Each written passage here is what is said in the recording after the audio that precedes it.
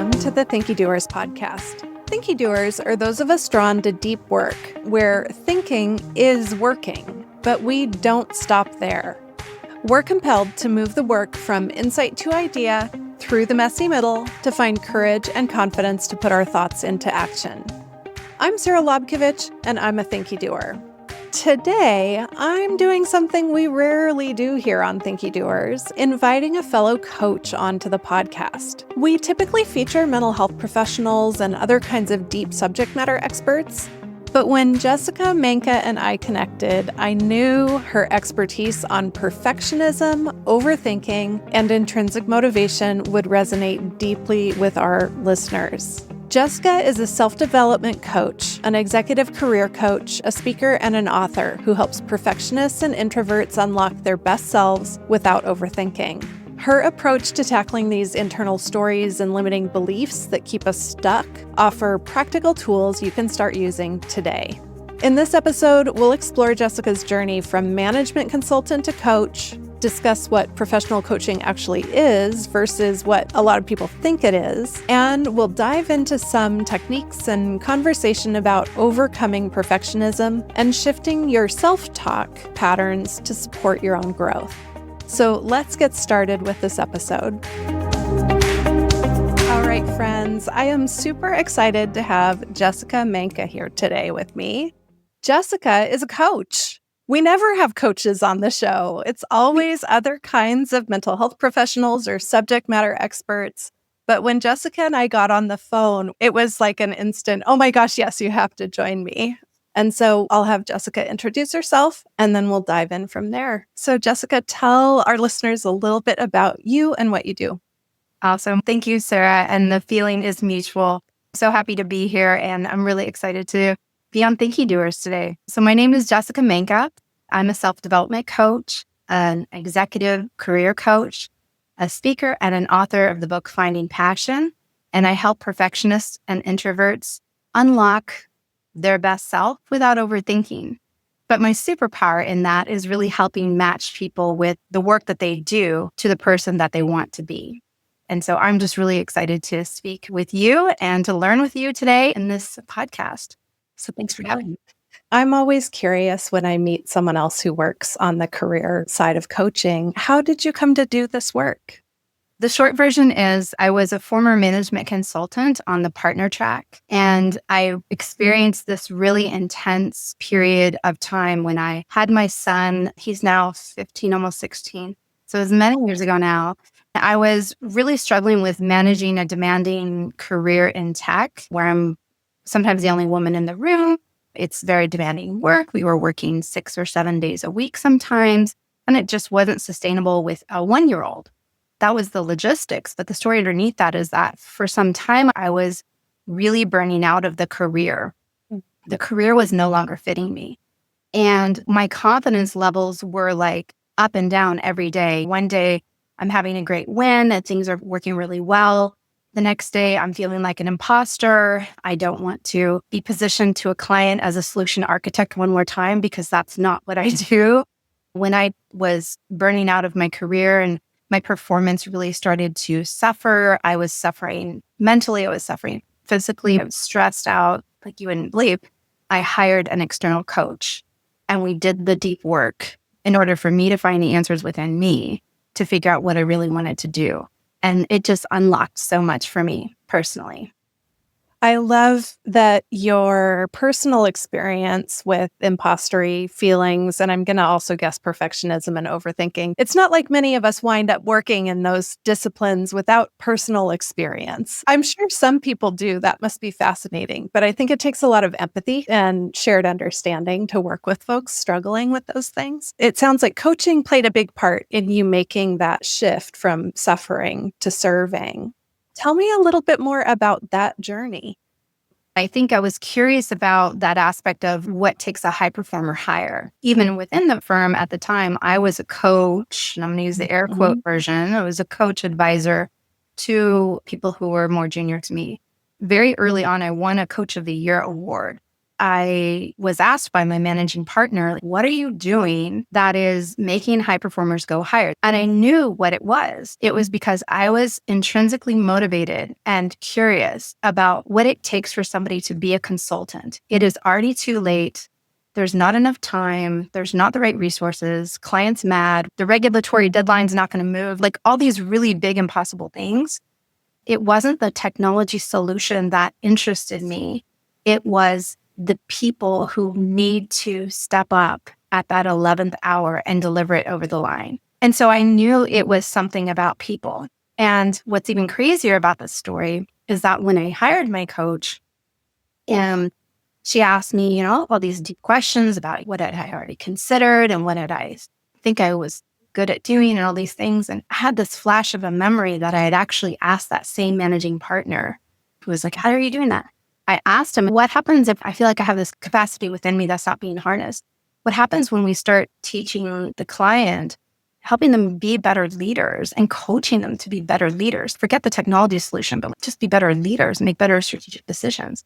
He's like, yeah, we don't do that. And I kind of knew the writing was on the wall. I'm saying this publicly, but he doesn't know this to this day. It's like, it really changed me. That's so much more that I have to give. He just confirmed it's not going to happen here. So I have to go someplace else to do that. It's so funny how much is similar in our stories and how we got here. I'm just nodding along. I'm like, oh yeah, I remember that day. Oh yeah, I remember that too. I was not someone who decided to be a coach. Coaching found me. A similar situation. My first coaching role was as an in-house coach. I was hired as an in-house coach somewhere without a coaching skill set, didn't know what that was, and decided if I was going to be called a coach, I'd better learn. And that was how I found my calling, very unexpectedly. Well, in corporate, this was 15 years ago, professional coaching, the kind of that I do now with the International Coach Federation, which is a global standard for coaching worldwide, it was really viewed as a disciplinary action. When you were getting assigned to a coach, you were underperforming, you were delinquent, you had a deficiency that needed to be retrofitted, and otherwise you're out. I knew I was going into something that was a little bit maybe taboo, but through my own personal experience working with my coach, there was nothing taboo about it at all.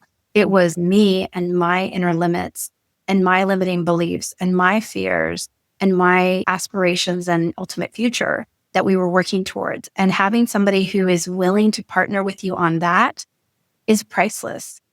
The potential is that you get to unlock these blind spots in yourself. And once I heard that, I was sold. So one of the things you mentioned is ICF certification. You're ICF certified. I'm a nationally board certified health and wellness coach. So that involves taking national boards. I am not an ICF member, but I adhere to the ICF ethics and operating. Everything is aligned. Can you tell me a little bit about what the difference is working with someone who's ICF aligned or certified or compliant versus working with someone who calls themselves a coach but doesn't necessarily have that training and experience? Absolutely. ICF definition is helping to partner with another individual on their personal and professional development in a way that helps them understand themselves and unlock their potential. I don't have the answers. When I'm working with somebody, I don't have the magic 8-ball that says, oh, you've got this problem, here's your solution. It's exact opposite of consulting that I was doing all those years. Consulting was like, here's my problem. And the consultant comes in and be like, okay, ABC, which silver platter solution do you want from us? It's the exact opposite. It's helping somebody understand the answers from within. But I really wanted to understand how personal change works and the cycles of that so that I could help somebody be better, but not just be better while we're working together, but after we're working together to still have the tools and the resilience to be confident beyond. That to me was a success. There's a lot of value a person can get from either a professional ICF coach or another type of coach. There's value in both camps. But in ICF coaching, and certainly as I'm working towards my master certification in coaching, which is MCC level, you're truly partnering with somebody. It's not a hierarchy relationship. You're seeing eye to eye with your client. You're trying to we call it walk across the bridge of understanding to where they are, to be empathetic, to be gentle, to take care and pay attention to the things that they're saying and the things that they're not saying. And if you're working with a coach that's more of an advisor, then that you might experience more of that hierarchy, which may be what you want, but for all the pieces that are intrinsic, confidence, knowing what you want in your life, how to work on your negative self-talk or how to work on your perfectionism. These are intrinsic things. And those I find personally that you need to self-discover the answers for yourself so that the change can last. I think it's really important for coaches who hold to an ethical standard to talk about it's not that coaching that doesn't is bad. It's just that it's different tools. You used a word that I think is really valuable, which is advising. We as professional coaches don't give advice. It's risky to give advice to a client. There might be situations in health coaching and probably in other kinds of coaching where you ask consent to give advice. So I'm going to take off my coach hat for a second and put on my subject matter expert hat for a minute, if that's all right with you, if you want that. So I really love that you gave an opportunity for us to share that, because I don't think we've talked about that on Thinkydoers before, because I don't ever have coaches on. And the word coaching, right, it means like a sports coach, the coach who's yelling at the team to play harder, go run faster. There's so many reasons why that term is muddy. When I describe it to somebody who's new to coaching, I say coaching is instant feedback. Mm-hmm. Coaching is helping you develop the tools for yourself and helping have an outside observer who's not connected and not attached to the things that you're saying. We're trying to understand it at face value and say, if that's what you want, then this piece seems to be contradictory. What do you hear? And it's always about turning it back to the individual to say, what did you hear yourself say? If a client asks me like, well, what do you think, Jessica? I just want to hear what you think. And I'm like, it doesn't matter what I think. What do you think? What do you want to do about that? One of the things that really cracks me up is when I'm in session with a client and I'm in active listening mode and reflecting back to them what they're saying. So a client's given an answer and I say, what I heard you say is, and I use exactly the words they just said verbatim. And they're like, oh my gosh, that's such a good way to say it. And I'm like, yeah, that's what you just said. And, the phrase that I tell myself, like my mantra when I'm coaching someone is I'm coaching the beautiful soul across from them. And that's all that matters. Yeah, I love it.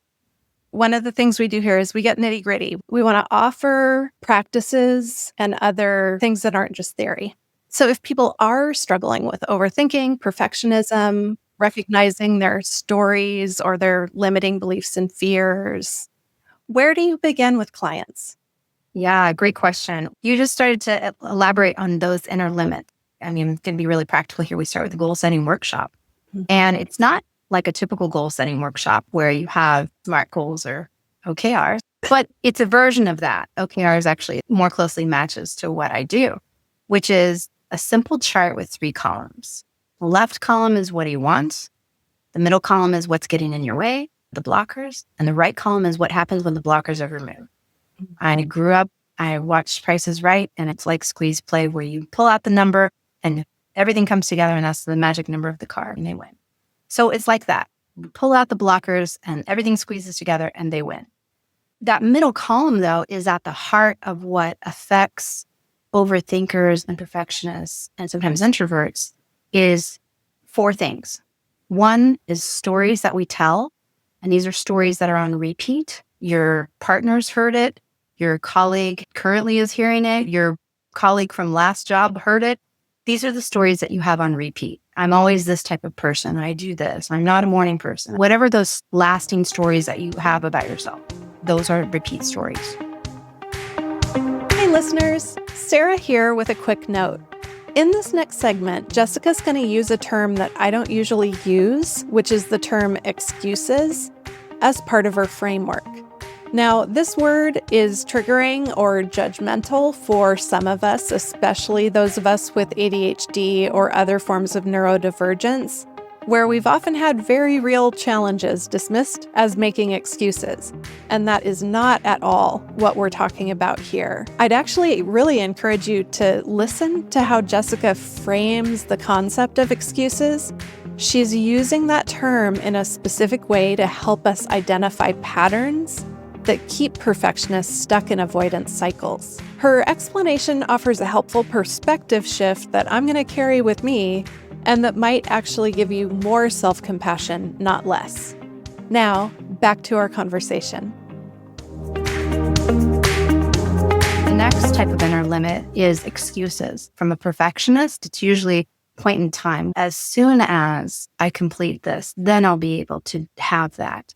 You're always putting the thing that you want at arm's length. You're adding obstacles, you're adding conditions and criteria that are pushing what you want further out. The next one are those limiting beliefs. Most people know their limiting beliefs. They know to some degree that it's a combination of the stories and excuses as well, where it's really formed into something that you believe. You believe you'll get hurt. You believe it'll be hard. You believe you can't have that. You believe you're not smart enough. And then the fourth type of inner limit is the fear. And with the people that I work with, fear of failure definitely comes up. But most often it's actually fear of unknown, fear of success. Those two are more prevalent. Fear of unknown to an overthinker is terrifying because you're in limbo. There isn't ground to stand on. It's literally unknown. And then the fear of success is exactly expanding into your biggest self. What would that look like? What would that take? And it means addressing all of those. When I'm working with somebody, we start by getting real. And I call things out in my clients, but I want them to call themselves out. Hey, I know I'm doing this. And before too long, a session or two, they're starting a sentence and they're saying the word but, and then they go, wait, I shouldn't say it like that. What I mean to say is, and now they've already started to catch themselves. So as soon as we can define those blockers and those inner limits, they start to dissipate, they start to minimize, and we can refer back to them and look at them, but they can see in black and white, wow, when I started working with you, I was worried about all this stuff, and now I'm not worried about those things anymore. Now those aren't my blockers. I'm sure that some people who are listening right now have a quiet and still meditation practice, but I love that what you're talking about is mindfulness for people with busy brains.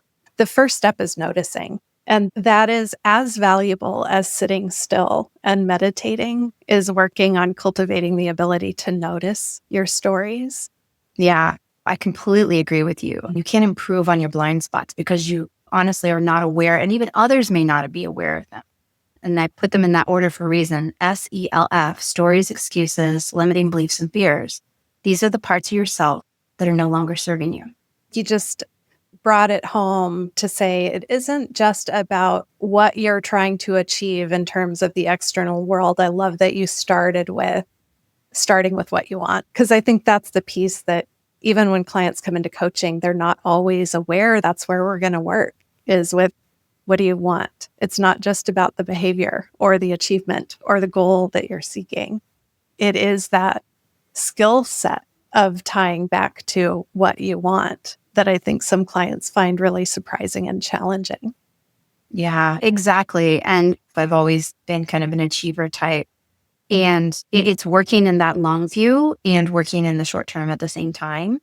And when I think about doing the inner limits work, which I still work on with my coach as well, there's still other layers of that for us individually. Even if you think you've got it all figured out or you're mastering your domain there, you're going to have situations in life that are going to be new moments for you. You've never been there before. Or maybe you've never been there with your kids before, or you've never been 50 and doing that before, whatever it is. Coaching and these strategies or these kind of self-understanding, self-development work that we do, it's really to help you have new tools to meet the moment. So when we talked the first time, we talked about some of the mindset work that you support. When you're working with someone to try and make that shift, where do you recommend folks start?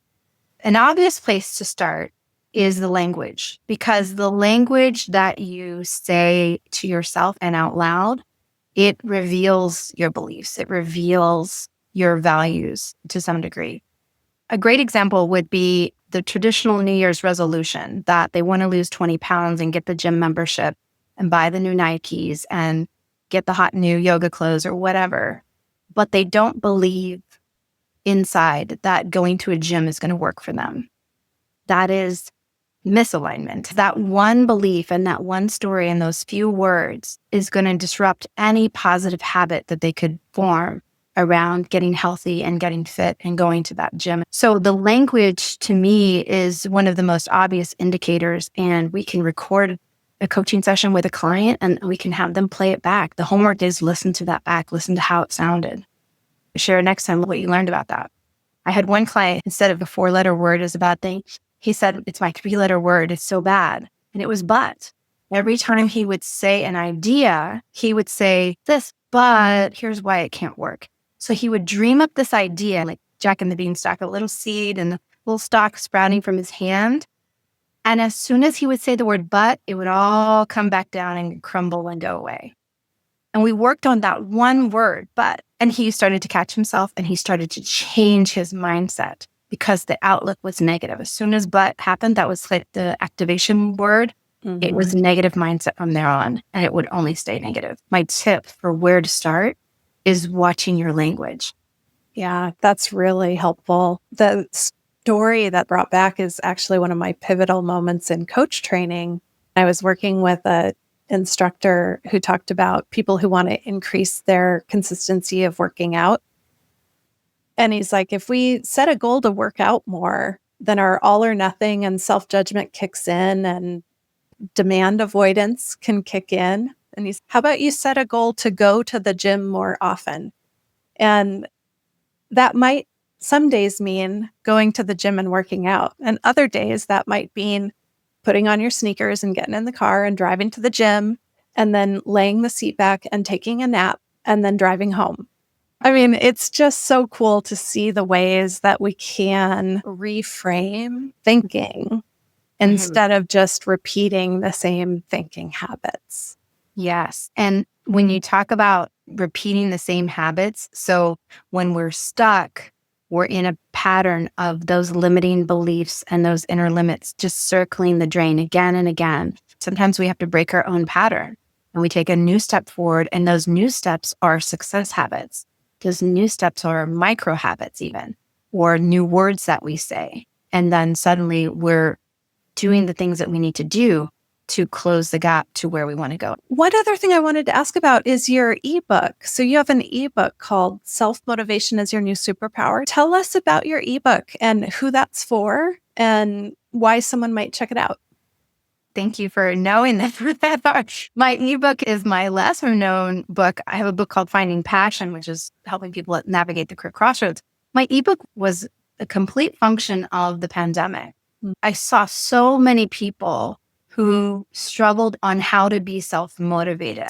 And there was something in me that said, know something about motivation. And I believe that there's going to be a lot of people that once the pandemic really continues to unravel, are really going to struggle with working from home and being disconnected from that network and that kind of forcing function that makes you go and makes you keep working.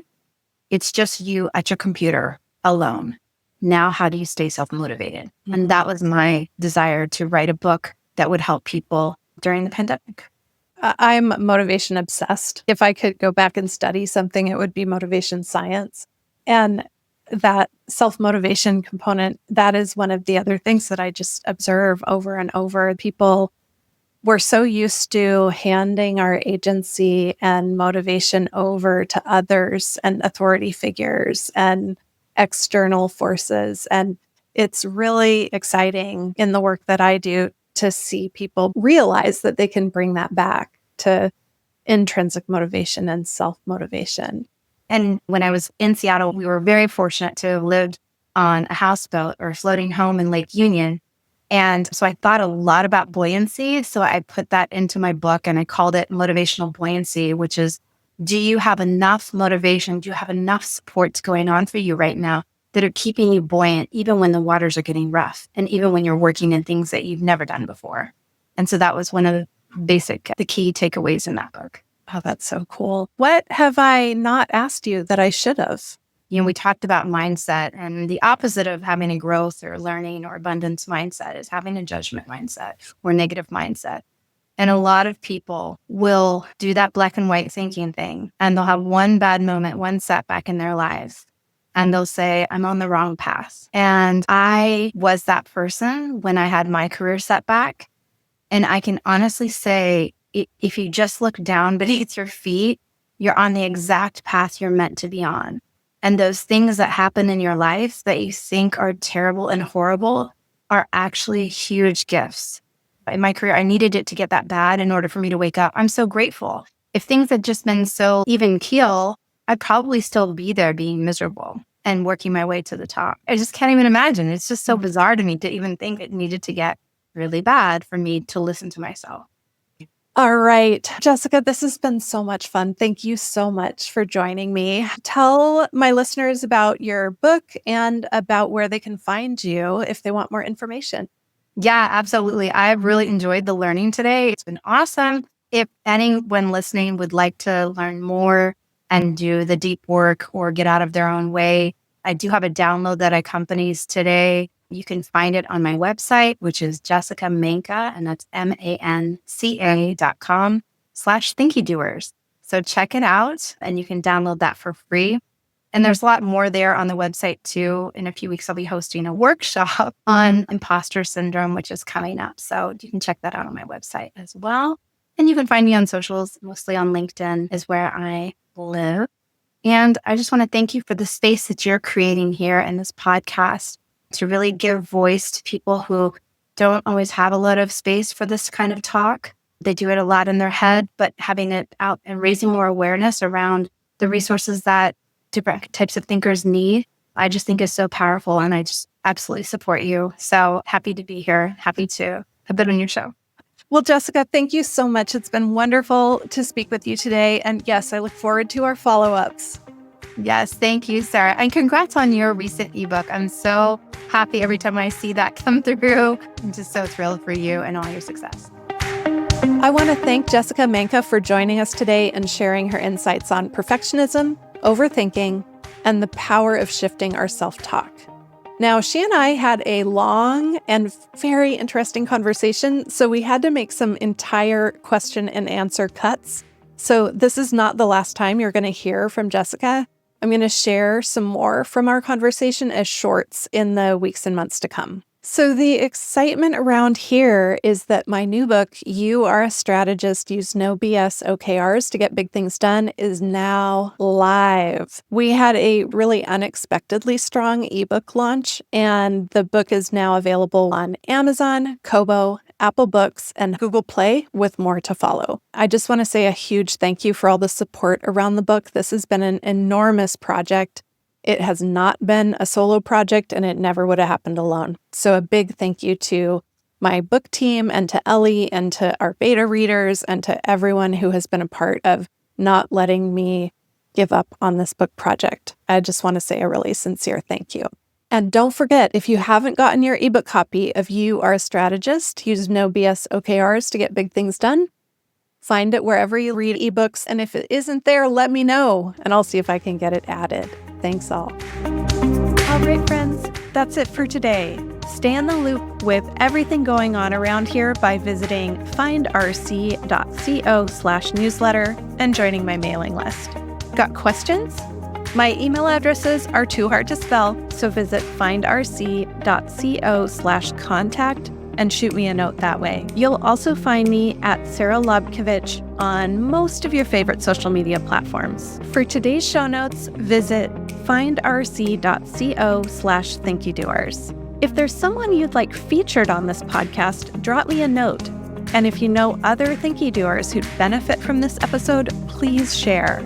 Your referrals, your word of mouth, and your reviews are much appreciated. I'm looking forward to the questions this episode sparks for you, and I look forward to seeing you next time.